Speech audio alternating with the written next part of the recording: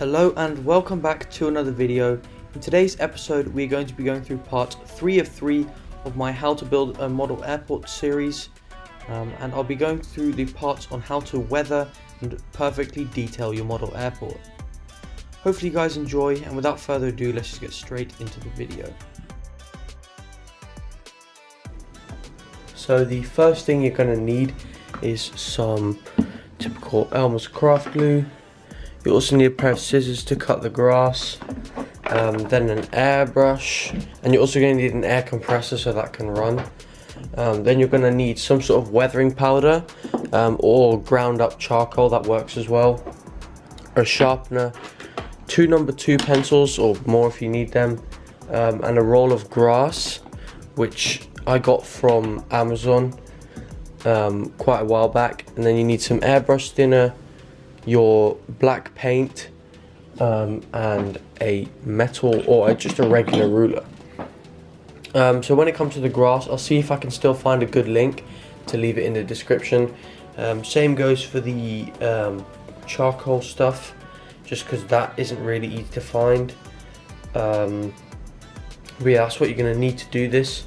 Also, if you're wondering how to do the airbrushing stuff, refer to my first episode, and you'll know how to mix the paints and stuff and kind of go about using the airbrush. In this video I'm just going to kind of go through it quicker so we don't waste any time. So yeah, that's all the things you're going to need. Now for step 2, we're going to be going through the cement lines. The first thing you want to do is draw a straight line that goes through your cement area, and that you're going to be basing most of your measurements on. Then you're going to draw a second line parallel to that, just so it's easier drawing the lines and making the measurements. Once you've done that, make sure you make your increments. Mine were 2 centimeters for how big you want your squares to be. Mine were 2 centimeters and I think they came out pretty nicely. You can go bigger, but it depends on what airport you're building, of course. Then try to apply even amounts of pressure when drawing down the lines. I would start with the horizontal ones, and then once you move to the vertical ones, you just do the same but on the 2 most outer horizontal lines, and then you do the same 2 centimeter increments and then just draw your lines down till you get your perfect squares. Now here you can see I kind of drew the lines outside of the cemented area. What I did after was I just erased those areas, so that it just looked like it was a textured square or textured squares, and I think it came out pretty well in the end. So now when it comes to the weathering, the first thing you want to do is gather 2 pieces of cardboard or cardstock. The ones I used in this video turned out to be a little bit too small, and I spilled out some of the excess pieces of weathering, and ended up making some ugly patches of the airport. So use a large bit of cardboard if you can. Then just scrape some of your charcoal onto the paper, or just apply your weathering powder onto the paper, and then get a paper towel, rub it in directly into the mixture, and then rub that onto the second piece of paper, and then grab an old sock, and then rub that into the second sheet of paper with the more toned down weathering. And then you can just kind of apply it to your airport. Try to avoid getting big balls of this stuff, because any ball will like smudge out into a streak, which is something you don't want. So yeah.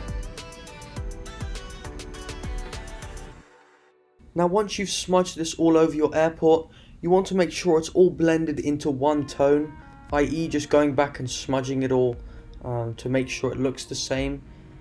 And then you'll probably have to go back and redo some of the lines, which is annoying, but that's something I had to learn from. So I would recommend doing the cement lines after you've done the weathering, just so that it saves you some time. In the end, it ended up really nice, and I'm really happy with the results of the toned down cement. So now this is when we bring out the airbrush and start doing the final weathering and center lines of the airport. Here you can see me doing the runway, and I had to speed this up to really show you how faint this really is. But just apply the airbrushing as lightly as possible, and it will build up on its own. Otherwise you'll get really ugly black splodges and it will look over weathered. There are even some areas on my airport that I think are over weathered, like this gate you've just seen me do, but there are other areas that are nicely toned down, like Terminal 2 here. But you really have to experiment with it for it to be really nice. Now again, as I said before in the video, if you want to refer to how I mix the paint and the painting instructions, go to episode 1 where I show you how to mix paint with thinner. Now definitely when it comes to airbrushing, just please try and practice as much as possible, whether it be on a piece of cardboard or even any other small project like some plastic model kits, which I've been doing for many years now. And also the best airbrush I can recommend is a single action airbrush, as it's really easy to clean, and cleaning is probably the most tricky part of this hobby. So yeah, just do your research into it, and sometimes you can find some great deals on eBay like the one I have here. So when it comes to the grass, the first thing you want to do is kind of cut out rough sections of the grass and then go back to them precisely and then lay them down. So we've now finished cutting out all the pieces of grass for the airport. Sorry it's not really focusing, but you can see the grass here, and I'm just about to glue it down so you can see that. You can see also, if you don't have enough pieces of grass, you can just cut it into multiple pieces. For example, here I have like some drains in between, which isn't 100% realistic to the real thing, but you know, it's something you can add, because having seams between your grass just doesn't look good. So yeah, let's get straight to the gluing. So now when it comes to the gluing, I would highly recommend getting one of these small foam paintbrushes you see me holding.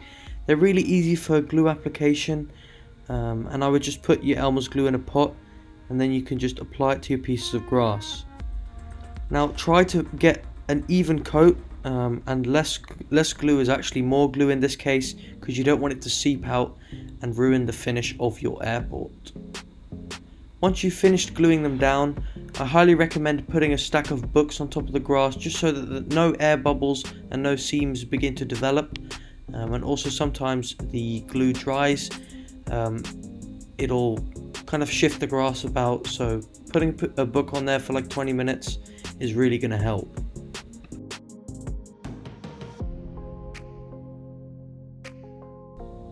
Now there you have it. The 3-part mini-series is finally over. Hopefully you enjoyed this kind of how-to series on how to build a beautiful model airport. Let me know what you think of the new airport, and as of course soon there will be airport updates on this brand new airport. So yeah, hopefully you enjoyed. Please consider subscribing. We're on the road to 1,000, and I have a special project coming up, and I will not leak any hints until we hit 1,000 subscribers. So yeah, it's been Aviation JFK signing off.